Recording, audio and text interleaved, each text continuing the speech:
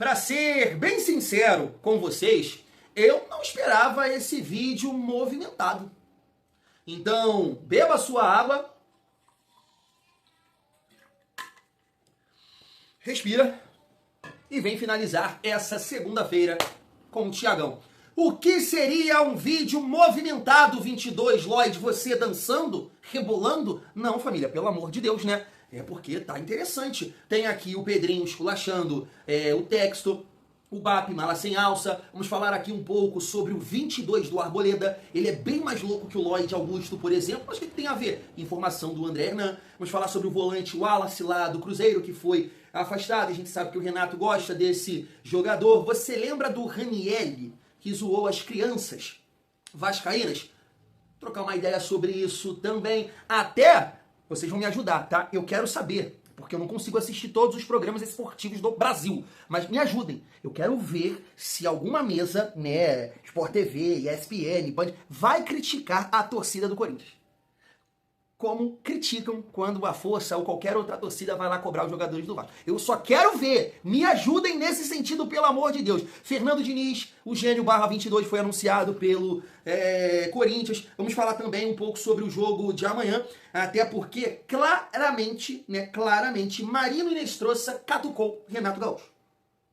Então vamos resenhar sobre isso também. Falei com você que essa segunda-feira, essa reta final, está agitada. Deixa o like, comenta, hypa o vídeo para fortalecer o nosso trabalho, família vascaína. Vamos lá, vamos seguir aqui a nossa resenha e começar falando sobre o Wallace, tá? O Wallace é um volante que até foi cogitado no Vasco nessa reta final de janela interna, né? Porque o Renato trabalhou com o Wallace, inclusive foi campeão da Copa do Brasil com esse volante. Saiu daqui muito bem, né? Saiu do Brasil muito bem, jogando muita bola, mas não conseguiu se firmar na Europa. E assim, é um exemplo aqui de um jogador que, sinceramente, eu falei, pô, esse cara vai ajudar muito o Cruzeiro, vai aumentar muito o nível. E sim, sei lá, passagem pavorosa, né? Por isso que assim, família, a gente precisa ter calma, né, com o Marino, Spinelli, o próprio Brenner, né?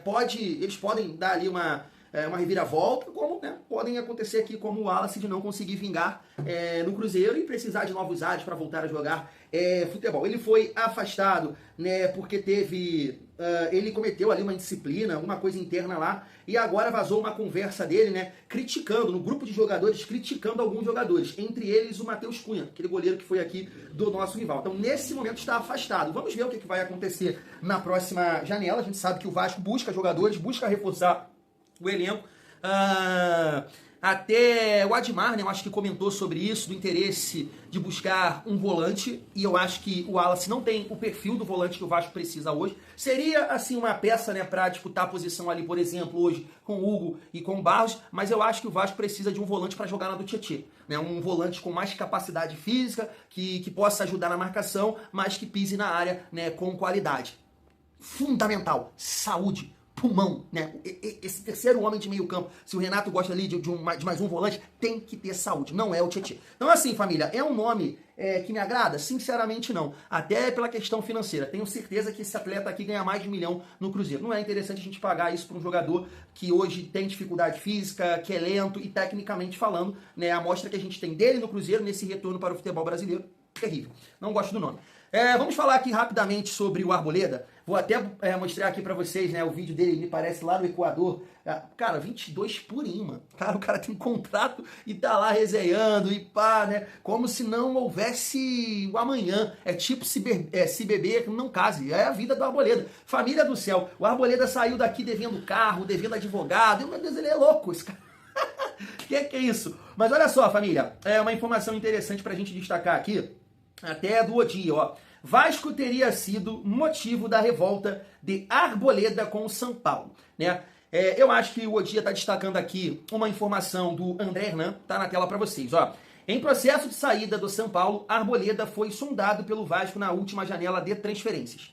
O zagueiro equatoriano se mostrou interessado em ouvir o projeto do Cruz Maltino, mas o tricolor não abriu conversas. Essa situação que irritou o defensor, que recentemente se afastou do clube paulista. O Internacional também realizou contatos pelo jogador, família. Assim, e agora, né, nesse momento, a gente pode destacar isso aqui também, que o São Paulo notificou o Arboleda, ele precisa aparecer dentro de 24 horas. Caso não apareça, o São Paulo me parece que vai acionar a FIFA e aí pode acontecer uma rescisão. O Arboleda vai ter que dar um papel colorido aí, vai ter que pagar um faz-me rir para o São Paulo. O que cabe nesse momento, a gente trocar uma ideia bem rápida. Família, Arboleda jogaria no Vasco, na sua opinião? Quero dizer, como titular. Hoje ele ganharia a vaga do Saldívia? O que você acha? Falei isso num shorts hoje. O Arboleda com a cabeça no lugar, lá ele, né, sem essa coisa, isso aqui é uma loucura. Ele tá pior que o Lloyd. Ele foi pro Equador, ele sai devendo carro, ele tá devendo advogado, um louco, né? Não tá legal o Arboleda. Mas com a cabeça no lugar, cara, eu acho que sim. Eu acho que ele jogaria sim no Vasco. Até porque aumentaria ali a estatura do Vasco, um zagueiro mais alto que o Saldívia, o Robert Renan também não é tão baixo, né? Me parece que tem 1,86, o Arboleda deve ter ali perto de 1,90. Um cara experiente, é um cara que entra também naquele argumento do Renato, experiência, né? Não é um cara que tem que se adaptar ao futebol brasileiro. Eu acho que sim, eu acho que ele jogaria no lugar do Saldívia hoje, mas eu gosto muito do Saldívia. Mas eu quero saber a sua opinião, coloca aqui nos comentários. Vamos seguir a nossa resenha para a gente trocar uma ideia sobre o Raniel e também o Gênio barra 22. Olha só. Vocês lembram do Raniel, aquele volante do Corinthians que falou isso aqui das crianças vascaínas depois de ser campeão da Copa do Brasil? Eu ouvi de criança vascaína chorando, irmão. Crianças, eu quero ver vocês nadando no rio de lágrimas. Chorem. O Vergete. Então, agora vem a parte engraçada, né? Se liga só como é que tá a situação do bobão lá no Corinthians hoje em dia. Nós é otário, cara. Achando que é torcida otário. Xará. Tem que botar esses caras aí, mano. Jogar 90 minutos com vocês. Toda vez também uma palhaçada, tá de brincadeira com nós, cara. Não, dá licença, rapaz. Tava jogando Corinthians, maluco. E o time? Tá só os Vai embora, vai. Nossa Senhora Aparecida, a senhora abençoe eu, porque eu tô aqui, ó. Eu tô aqui, ó. Porque eu tô com medo de cair pra segunda divisão. Qual é o ditado? Qual é o ditado para esse momento? É aquele tradicional que eu mais gosto aqui.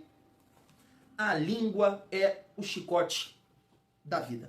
Né, Ranieri? Porque assim, família, eu, sinceramente, cara, eu não fiquei chateado. Não fico puto com o Ranieri. Eu fico puto com os jogadores do Vasco. Isso, né? Como é que pode conseguir lá um empate? Historicamente, assim, nosso retrospecto é terrível, jogando fora de casa contra o Corinthians. Consegue sustentar o empate, poderia até ter vencido aquela partida e com o Maraca lotado, lindo, perde esse título para esse time horroroso do Corinthians. E aí o Raniel, Mateuzinho, Hugo e Bidu, né, vão pro Podpah lá e, meu Deus do céu, cara, aquilo ali incomoda demais. E o Vasco faz isso com a gente. É como, né, escutar agora os torcedores do Botafogo, o cara lá dançando na nossa bandeirinha. É isso, mano. É isso, é broxante. O Vasco é broxante. Os jogadores do Vasco broxam, né, a gente. Porque pô, aquele Podpah ali foi terrível, mano. Cara, os caras estavam parecendo o Tony Kroos, Ranieri, o Mateuzinho fala um lateral aí bom, o goleiro, sei lá quem, né, um bom também, um Courtois da vida, o lateral esquerdo, sei lá, o Nuno Mendes, do PSG, era isso. Aquela conversa ali, porque o Vasco conseguiu perder para o Corinthians em casa, com o Maraca lotado, lotado. E depois vem aqui o amigo, que eu sou fã, repito aqui, sou fã do Felipe Coutinho, vem trazer Felipe Coutinho para a resenha de novo. Ah, mas o Coutinho, não sei o que, não sei, não esquece Coutinho. Esquece, Coutinho, nosso líder técnico, a nossa referência, tremeu, não apareceu. Ah, mas ninguém ajudou. Ele não ajudou. Ninguém ajudou. Ele tem que ajudar, pô. Ele é a nossa referência, nosso 10 não fez nada. E aí a gente tem que ficar escutando esse tipo de coisa aí, né, nesse podcast aí do Podpah. Agora tá aí o Ranieri com cara de bumbum. Por que isso? Um time limitado, família. O time Corinthians é limitadíssimo. Termos de elenco, de time titular, sabe? É limitado, pô. Ninguém fica 9 jogos sem vencer. Sempre tá ali brigando no meio da tabela, brigando na parte de baixo. Isso já tem, o quê? Uns 2 anos já. Até com o Ramon Dias que deu aquela arrancada, mas estava brigando também na parte de baixo. Então o Corinthians é limitado. Né? Eu tive aqui alguns debates, né, com a galera em relação a isso, mas tá aí, pô. Tá aí. Agora, um outro ponto que eu quero levantar sobre essa cobrança aí da torcida do Corinthians, eu quero ver, tá? Eu quero ver se o senhor Rizek, num Seleção Sport TV da vida, vai comentar, ou qualquer outro jornalista aí, vai com o próprio Neto, né? Eu quero ver o que vocês vão falar sobre essa cobrança aí, tá? Porque quando é a torcida do absurdo, isso não existe, eu não sei o que, mas fala com tesão, com uma vontade, com uma virilidade que, nossa, me assusta. Quero ver o que vocês vão falar aí. Os caras xingando, os caras berrando na cara dos caras. Quero ver o que vocês vão falar aí dessa cobrança da torcida do Corinthians, né? E recentemente o Vasco cobrou o PH porque o PH ficou tirando foto com o Neymar e o Neymar mandando ele tomar. A gente, pô, falta de comprometimento. Não tá satisfeito, o cara tá mandando você tomar. E depois tu vai ficar pedindo, vai ficar lambendo o cara, o saco do cara? Vai ficar lambendo o cara. Foram cobrar ele. Tá insatisfeito? Tá insatisfeito? Pede pra sair. E, não, foi criticado. A torcida foi isso, não pode, não sei o quê. Quero ver, me ajudem, tá? Corte, me mandem aí que eu quero ver. Não é possível que eles não vão falar disso aí. Inclusive o senhor Neto, né? Que tá agora aí pedindo, pelo amor de Deus, Fernando Diniz, em relação a brigar ali pra não cair. Família, né? O Diniz, só pra aproveitar o gancho, ele foi apresentado, tô até mostrando a foto pra vocês aí. Cara, ficou muito 22, né? Essa foto aqui. Cara, o Diniz é uma figura, família vascaína. Eu não tenho nada contra o Diniz. Acho que é um cara que tem sim coragem, tem ali as suas ideias, mas é um cara que eu acho que tem muita coisa para aprender. Se acha muito, ele acha que tá acima do bem e do mal, que é ele contra o sistema, que é ele contra a mídia. E não, irmão. Você tem jogadores ali para se preocupar, você tem, né, jogos para vencer, você não pode se colocar acima de tudo. E é isso que eu acho que o Diniz faz. Mesmo com o discurso, né, que ele tem, olhando pro jogador e não sei o que, trazer tranquilidade, voltar lá quando era criança, né, proporcionar, não é isso que acontece. Na prática, não é isso. Tá vendo aí a cobrança que o Ranieri tá sofrendo, o Vitinho tá sofrendo, é porque você tem que vencer. Independente, é vencer. E o estilo do Diniz, em vários momentos, te coloca ali no limite do erro, e a possibilidade de você perder, ela é muito grande. Então assim, vai com Deus, Diniz. Não vou secar o Diniz, vou secar o Corinthians, né? É isso, né? Não como o Ramon Dias, por exemplo, que saiu da maneira que saiu do Vasco, e aí eu secava muito o Ramon Dias mesmo, né? E conseguiu ali um objetivo, que foi a permanência. Mas é isso, família vascaína. É pra gente aprender, né, jogadores do Vasco. Olha só, um meia boca desse falando graça aí das crianças que torcem pro Vasco. Meia boca. Ai, é isso. Família, vamos lá. Seguindo aqui a nossa resenha pra gente falar um pouco sobre a partida de amanhã, uma curiosidade aqui interessante que o GE levantou é que o treinador do Barracas Central, Rubem Insua, ele era técnico do Barcelona de Guayaquil na final da Libertadores de 1998. Legal. E assim, eu até esqueci de comentar com vocês no vídeo de mais cedo, ele já conquistou, né, a Copa Sul-Americana. Ele tem esse título na carreira. E foi pelo São Lourenço em 2002, tá? Ele conquistou a Copa Sul-Americana, família. Não sei se tinha outro nome, né? Mas era essa competição aí, o Barracas Central destacou. Na verdade, eu pesquisei, né? E foi isso mesmo, ganhou pelo São Lourenço em 2002, né? Falando um pouco aqui da preparação do Vasco, deixa eu mostrar aí algumas imagens para vocês, como por exemplo a do Juninho, né? Jogador bem habilidoso, bem rápido. Não sei assim se vai entrar, acho difícil, né? Mas é uma opção de velocidade que o Vasco tem. Tem aqui também o Adson, que muita gente cobra, né? O Adson ganhando mais oportunidades, ou até mesmo sendo testado como titular. E aqui a galera, rapaziada, dá pra gente observar aí o Matheus França, Carlos Cuesta, alguns jogadores da base. E amanhã o Vasco estreia na Copa Sul-Americana, né? Família, eu acho que de todos os vídeos aqui que a gente vem gravando falando sobre isso, a questão da prioridade, eu não vi ainda ninguém comentando que não concorda, não. Está todo mundo, né, bem consciente em relação a isso, que a gente realmente precisa focar no Campeonato Brasileiro, mas tentar competir, né, na Copa Sul-Americana. Eu tava até vendo o Garoni falar, depois eu posso até trazer esse corte aqui. Beleza, faz sentido o que ele falou. De repente, nos jogos em casa, o Vasco, o Renato pode optar por força máxima, né? Mas vamos ver a estreia amanhã. Eu não conheço, assim, não sei o que esperar do Barracas. Mas a gente tem que tentar, pelo menos, buscar um empate, né? Eu acho que já seria interessante, porque você, na segunda rodada, você joga em casa contra o Audax. E aí você tem que, né, tentar somar os 3 pontos. Família, deixa eu destacar aqui com vocês essa situação aqui, ó, até a Super Vasco colocou, e eu não sei de quem é a postagem, mas ele levantou aqui uma questão, né? Marino posta possível indireta. Isso aqui não, né? Não é possível indireta. Não, foi uma direta. Foi uma direta. Vocês vão ver aqui. E aí ele comenta aqui. Hoje li na imprensa colombiana que os jogadores locais só querem saber do Instagram, de stories. Estive pensando em Rojas Inestrosa e Andrés Gomes. É muito real. Sempre umas indiretas. Aparentemente, mais uma para a conta. E aí ele postou isso aqui, né? Deixa eu pegar aqui a tradução, família. que ninguém te faça duvidar do seu potencial. Família, assim, quando um treinador está numa boa fase, e eu sei que o Renato vem de 2 resultados, cara, o empate contra o Coritiba, né, a gente, por ser fora de casa, mas perder de virada em casa, foi um péssimo resultado. Mas mesmo assim, né, a campanha do Renato, nesse recorte é positivo, né, é positivo. Jogos difíceis que a gente se saiu muito bem. E por esse motivo, a gente acaba passando um pano ali, aqui, para algumas situações, certo? Você concorda comigo? Só que assim, não tô aqui querendo, né, apesar do Renato ou qualquer coisa nesse sentido, né? Estou falando da declaração, somente. Não vou falar aqui um palavrão, mas vocês vão entender. Errou sim, errou pra cá. Não, Thiago, tá certo, tem que falar mesmo, o marido matando a planta. Fala internamente. Fala internamente, fala com o cara, né, explica, tudo mais. O jeito que o Renato colocou ali na coletiva foi legal. Não foi nada legal, mandou mal demais, mandou mal pra cá.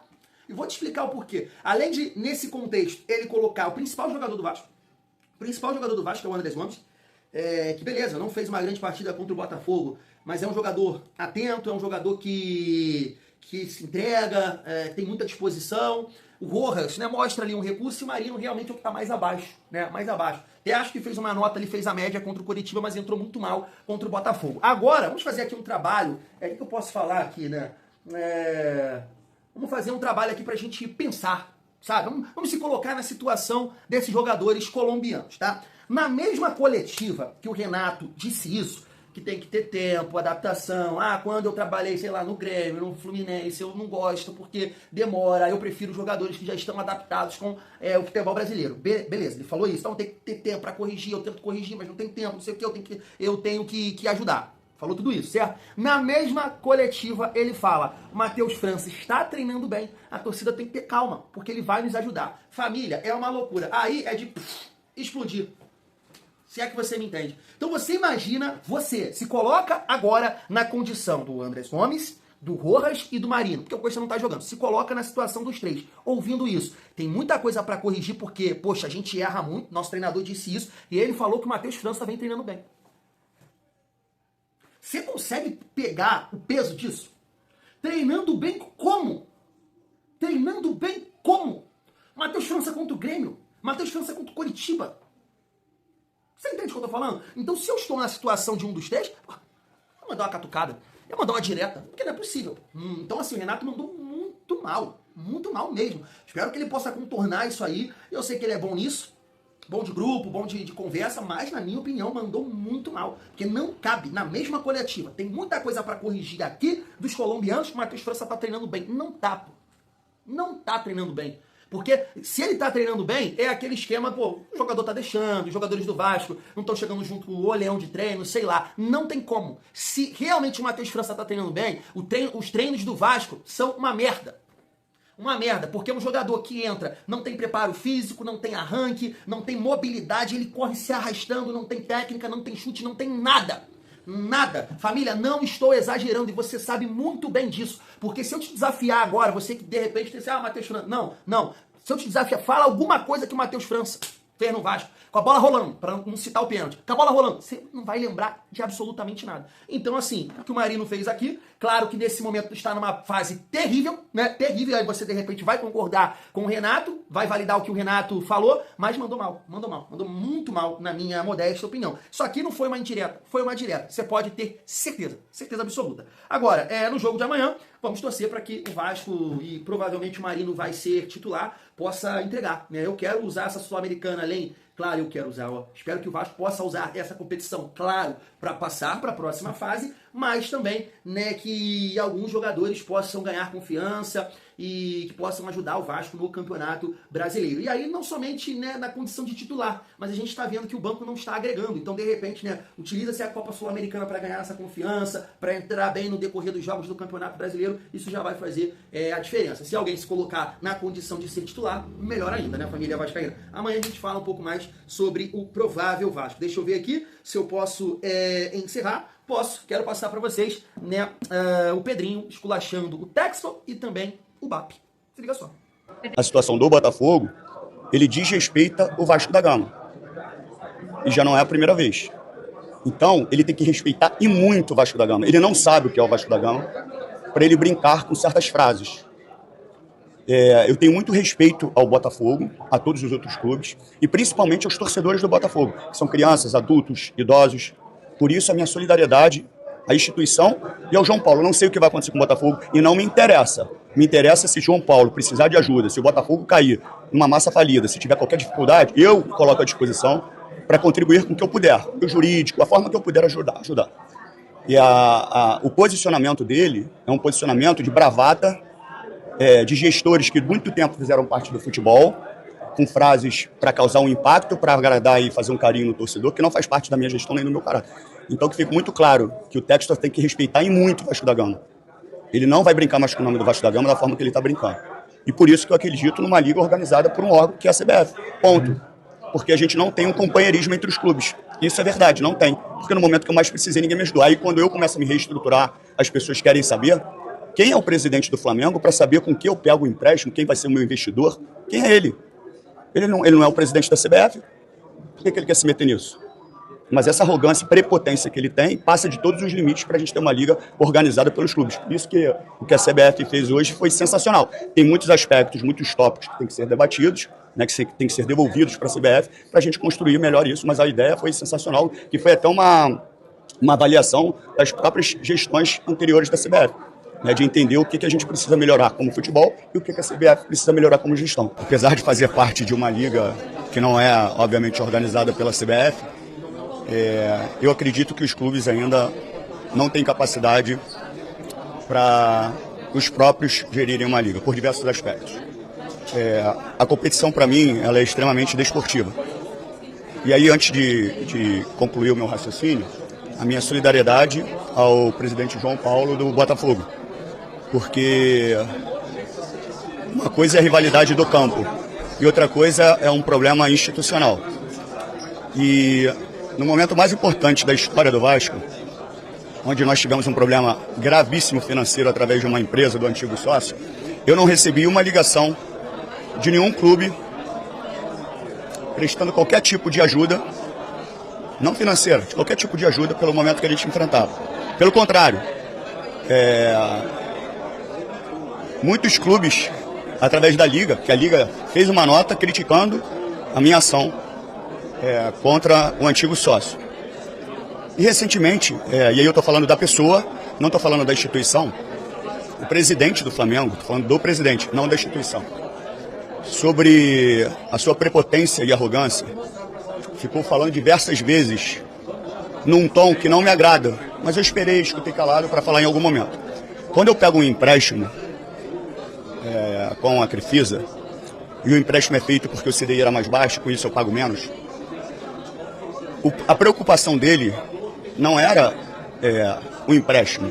A preocupação dele, e de forma muito indireta, porque você pode ser direto no que você fala, e ele não foi direto, mas ele insinuou. Ele insinuou que eu pego o empréstimo no dia que eu perco o jogo para o Palmeiras de 3-0. Então ele está ali colocando em dúvida o meu caráter, o caráter do meu treinador, e o caráter de um elenco de 30 jogadores. Então eu tenho que chegar para o meu treinador, falar que eu tenho que perder o jogo, o meu treinador tem que ser filha da mãe, como eu sou, falar para os jogadores, todos os jogadores também, sem caráter, para a gente perder um jogo de futebol, porque eu peguei um empréstimo de uma empresa que vive de empréstimo. Então, assim, como é que eu posso acreditar que uma liga vai funcionar sob o controle de pessoas que administram um clube? Não posso acreditar nisso. Tá bom, né? Tá bom, eu acho que eu não preciso falar mais nada em relação ao texto. Não sei porquê, ele fica citando o Vasco em relação ao Bate mala sem alça, é por aí, né? Ele coloca o caráter do Pedrinho, o caráter dos jogadores, do treinador na época, Diniz, em jogo. Ele não tem que se meter, né, na verdade, na venda da SAF, né? Ele não tem que participar, ele não tem que falar disso, porque hoje você tem, né, a CBF que comanda a Liga, então eu vou falar mais o quê, né, família vascaína? O resto é conversa. Fui!